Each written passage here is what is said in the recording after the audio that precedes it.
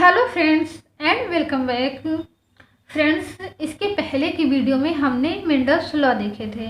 तो Mendel's law में हमने 3 लॉ देखा। लॉ ऑफ डोमिनेंस यानी प्रभाविता का नियम, लॉ ऑफ सेग्रीगेशन यानी पृथक्करण का नियम, और लॉ ऑफ इंडिपेंडेंट असॉर्टमेंट यानी स्वतंत्र अभिव्यवन का नियम। तो मेंडल ने ये 3 तरीके बताए सबसे पहले, जिनसे कैरेक्टर एक पीढ़ी से दूसरे पीढ़ी में जाते हैं। तो मेंडल के बाद जब दूसरे वैज्ञानिकों ने मटर के अलावा दूसरे पौधे या दूसरे एनिमल पर प्रयोग करना शुरू किया, तो वहाँ उन्हें ऐसे रिजल्ट नहीं मिले जैसे मेंडल को मिलते थे। यानी मेंडल ने जैसा बताया था कि इस तरह से होना चाहिए, उस तरीके से वहाँ वो रिजल्ट नहीं मिलते थे। तो इन्हीं सबको ही हम कहते हैं एक्सेप्शंस ऑफ मेंडल लॉ।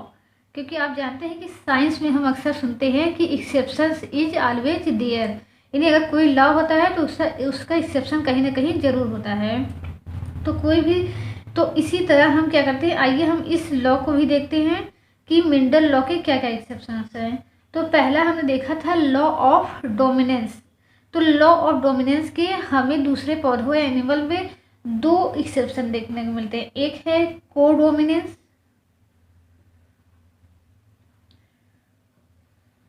और दूसरा है इनकम्प्लीट डोमिनेंस।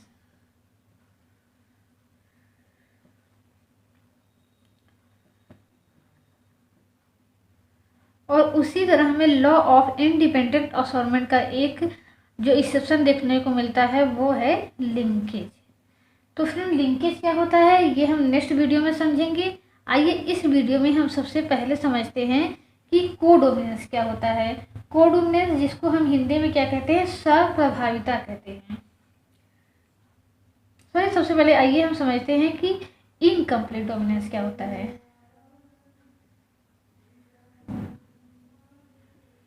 इनकम्प्लीट डोमिनेंस, इसको हम कहते हैं अपूर्ण प्रभाविता। अपूर्ण प्रभाविता। तो जैसा कि नाम से स्पष्ट है कि अपूर्ण यानी अधूरापन कुछ इसमें रहेगा, यानी पूरी तरीके से जो एक एलील है दूसरे एलील पर प्रभावी नहीं होगा। जैसा कि जब हमने मेंडल में देखा था कि मेंडल ने जब एक टॉल पौधे और एक ड्वार्फ पौधे यानी एक लंबा और एक बौने पौधे का क्रॉस कराया।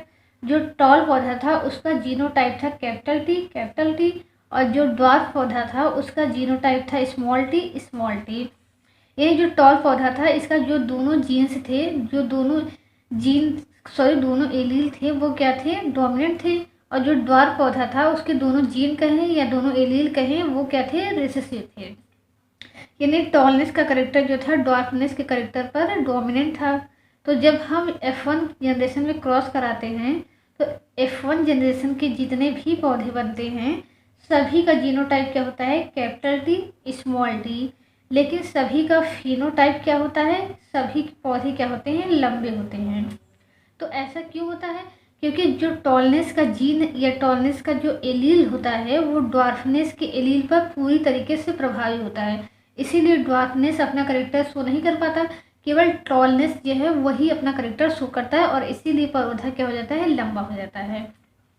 लेकिन जब यही प्रयोग कार्ल कोरेंस ने मिराबिलिस जलापा पर प्रयोग किया, मिराबिलिस जलापा, इसका एक और नाम है 4 o'clock प्लांट।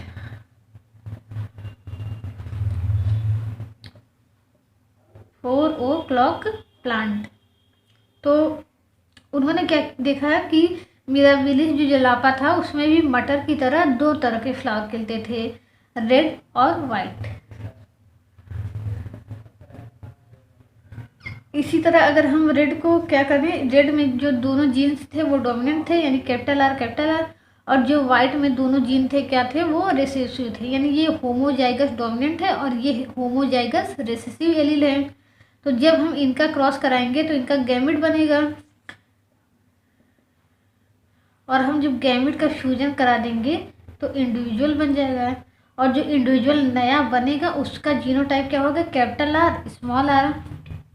तो इस तरीके से अगर हम मेंडल के लॉ और डोमिनेंस के अनुसार देखें तो जो कैपिटल आर है वो स्मॉल आर पर क्या है, डोमिनेंट है। तो इस वजह से F1 जनरेशन के सभी पौधों में फ्लावर कैसे होने चाहिए थे, रेड कलर के। लेकिन कार्ल कोरेस को मिराबिलिस जलापा में रेड कलर के फ्लावर नहीं मिलते, बल्कि उनको पिंक कलर के फ्लावर मिलते हैं। तो ऐसा क्यों हुआ? क्योंकि यहाँ जो कैपिटल आर जीन था वो स्मॉल आर जीन पर के पूरी तरीके से डोमिनेंट नहीं था, यानी इसीलिए पूरी तरीके से अपना करेक्टर शो नहीं कर पाया, रेड नहीं हो पाया। इसलिए रेड और वाइट के बीच का करेक्टर अपीयर हुआ, पिंक कलर अपीयर हुआ। यानी जब जीन पूरी तरीके से डोमिनेंट रहेगा तो उसका ही करेक्टर शो होगा नेक्स्ट जनरेशन में, लेकिन जब जीन पूरी तरीके से डोमिनेंट नहीं होगा तो दोनों के बीच का करेक्टर शो होता है। इसी को कहा जाता है कि अपूर्ण प्रभाविता है, यानी एक जीन दूसरे जीन पर पूरी तरीके से प्रभावी नहीं है, और जब पूरी तरीके से प्रभावी नहीं है तो नेक्स्ट जनरेशन में उसका करेक्टर पूरा दिखता भी नहीं। यानी ऐसा नहीं कि रेड और वाइट मिलकर ब्लू हो जाएंगे या ब्लैक हो जाएंगे, जब भी होगी दोनों के बीच की अवस्था होगी, क्योंकि कहीं ना कहीं ये रेड क्या है, वाइट पे डोमिनेंट है, तभी पिंक आया है। ठीक है, आप समझ पाते हैं। लेकिन रेड क्यों नहीं आया? क्योंकि पूरी तरीके से प्रभावी नहीं है। तो आइए एक तरीके से हम एक और दूसरा एक्सपेरिमेंट देखते हैं। जो दूसरा एक्सपेरिमेंट है वो एंडोलिसियन फाउल पर किया गया। एंडोलिसियन फाउल,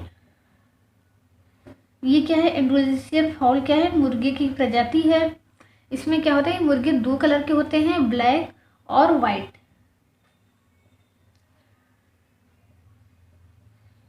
तो ब्लैक को हम कैपिटल बी से डिनोट कर सकते हैं, और इसको स्मॉल बी से। और जब ऐसे दोनों मुर्गियों में क्या गया, क्रॉस कराया गया, तो जो नया जनरेशन के बने उसमें क्या था, उसका जीनोटाइप तक क्या था, कैपिटल बी और स्मॉल बी। इस हिसाब से सभी मुर्गों को कैसा होना चाहिए था, ब्लैक होना चाहिए था। लेकिन सभी कैसे हुए, ब्लू हुए हैं, यानी दोनों के बीच की अवस्था। इससे ये सिद्ध होता है कि ब्लैक कलर का जो जीन है वो वाइट कलर के जीन पर पूरी तरीके से प्रभावी नहीं है, यानी उस पर क्या करता है, इनकम्प्लीट डोमिनेंस शो करता है। यानी इसी को हम कहते हैं अपूर्ण प्रभाविता, जब एक जीन दूसरे जीन पर पूरी तरीके से प्रभावी नहीं होता, और उस करेक्टर क्या होता है, प्रभावी जीन का ना आकर के प्रभावी और रिसेसिव जीन के बीच का करेक्टर दिखाई देता है जनरेशन में। तो आई होप फ्रेंड अब आपको समझ में अच्छे से आ गया होगा कि अपूर्ण प्रभाविता क्या होती है। तो आइए अब हम देखते हैं कि कोडोमिनेंस क्या होता है। तो कोडोमिनेंस, इसको हम हिंदी में क्या कहते हैं, सहप्रभाविता कहते हैं। हमने डोमिनेंस में क्या देखा कि एक जीन क्या था, एक एलील क्या था, दूसरे एलील पर पूरी तरीके से प्रभावी था, इसीलिए F1 जनरेशन में उसका ही करेक्टर दिखाई देता था। इनकम्प्लीट डोमिनेंस में क्या था कि जो प्रभावी जीन था वो अप्रभावी जीन पर पूरी तरीके से प्रभावी नहीं था, इसीलिए F1 जनरेशन में जो डोमिनेंट करेक्टर है और रिसेसिव करेक्टर है उनके बीच का करेक्टर हमें F1 जनरेशन में दिखाई देता है। जैसे कि ब्लैक और वाइट के बीच का करेक्टर क्या है, ब्लू, तो F1 जनरेशन में एंडोलिसियन फॉल में हमें ब्लू दिखा। उसी तरह हमने जब मिराबिलिस जलापा में देखा तो हमें पिंक कलर के फ्लावर वाले प्लांट मिले।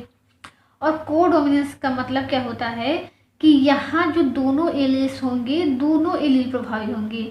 अब जब दोनों एलील प्रभावी होंगे तो F1 जनरेशन में हमें दोनों ट्रेट दिखाई देगा। इसका एग्जाम्पल हम किस में देखते हैं, कैटल में देखते हैं। आइए इसको अच्छे समझते हैं। तो हमने बताया कि कैटल में आइए हम उनका स्किन कलर देखते हैं। तो हमने बताया कि हर कलर के लिए क्या होता है, एक जीन रिस्पॉन्सिबल होता है हर कलर के लिए। लेकिन हम ये देखते हैं कि कलर कई तरीके से हो सकते हैं। अगर हम किसी गाय का ही देखें तो गाय क्या हो सकती है, ब्राउन भी हो सकती है, और गाय क्या हो सकती है, वाइट भी हो सकती है। या हम किसी और कैटल की बात करें तो जब इनके कलर की, इसको हम कहते हैं ट्रेट, यानी कलर जो है उसका ट्रेट जो है वो दो हो सकता है। ट्रेट यानी गुण, कलर क्या है, एक करेक्टर है, और किसी करेक्टर के हमने पहले ही वीडियो में बताया एक या एक से अधिक ट्रेट हो सकते हैं। जैसे आई कलर क्या है, एक करेक्टर है, इसके ट्रेट कई हो सकते हैं, ब्राउन आई हो सकती है, ब्लैक आई हो सकती है, ब्लू आई हो सकती है। उसी तरह कलर क्या है, कैटल्स में एक करेक्टर है, उसके कई ट्रेट हैं, ब्राउन है, वाइट है, इसी तरह रेड भी होता है, ब्लैक भी होता है।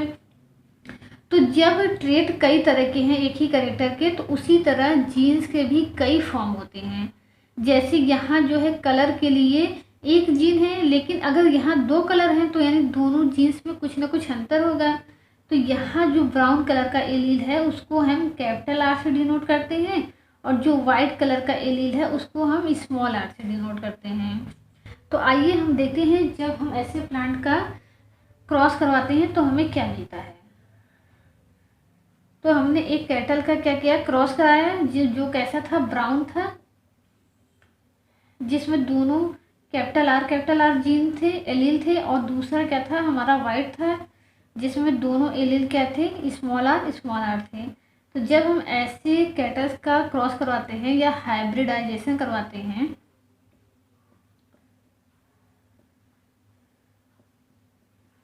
हाइब्रिडाइजेशन को हिंदी में हम क्या कहते हैं, संकरण कहते हैं। संकरण क्या होता है, जब दो अपोजिट ट्रेट वाले एनिमल के बीच हम जब क्रॉस कराते हैं तब उसको हाइब्रिडाइजेशन कराते हैं। जैसे कि अगर हम एक ब्राउन कैटल के साथ ही क्रॉस कराते तब हम उसको हाइब्रिडाइजेशन नहीं कहते, लेकिन हम यहाँ ब्राउन का वाइट कलर के ट्रेट वाले एनिमल्स के साथ क्रॉस करा रहे हैं, तो इसीलिए इस प्रोसेस को हम क्या कहते हैं, हाइब्रिडाइजेशन कहते हैं। तो जब हमने इन दोनों का क्रॉस कराया तो हमें F1 जनरेशन में क्या मिले, capital R small R genotype वाले एनिमल मिले। तो अगर यहाँ डोमिनेंस होता तो कैसा करेक्टर होता, वाइट, सभी कैटल किस कलर के होते हैं, ब्राउन कलर के होते हैं। लेकिन कैटल्स क्या होते हैं, हमें दोनों तरीके से दिखते हैं। जैसे कि आपने गाय या किसी अदर एनिमल्स को देखा होगा कि वो पूरी तरीके से कैसी रहती है, वाइट रहती है, और बीच बीच में ब्राउन या रेड कलर के वहाँ क्या पाए जाते, चकटे पाए जाते हैं। यानी गाय कैसी होती है, चितकबरी कलर की होती है। इसको हम क्या कहते हैं, रोन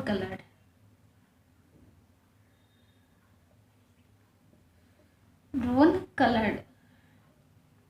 तो यानी क्या है, यहाँ दोनों जीन प्रभावी हैं। यानी जो गाय बनी वो कैसी है, वो ब्राउन भी है, वाइट भी है। तो इसीलिए हम कहते हैं सप्रभाविता क्या होता है कि दोनों जीन डोमिनेंट होते हैं, यानी दोनों जीन क्या करेंगे, अपना प्रभाव दिखाएंगे। उसी तरह अगर हम किसी फ्लावर में ही देखें, अगर फ्लावर क्या है, फ्लावर में दो तरीके के फ्लावर खिलते हैं, रेड और वाइट। जब दोनों जीन डोमिनेंट हो जाएगा तो आई होप फ्रेंड आपको अच्छे से समझ में आ गया होगा कि कोडोमिनेंस क्या होता है, इनकम्प्लीट डोमिनेंस क्या होता है, और डोमिनेंस क्या होता है। तो फ्रेंड्स अगर आपको मेरी वीडियो अच्छी लग रही हो तो प्लीज़ इसे लाइक कीजिए, सब्सक्राइब कीजिए और ज़्यादा से ज़्यादा लोगों को शेयर कीजिए। Thank you very much.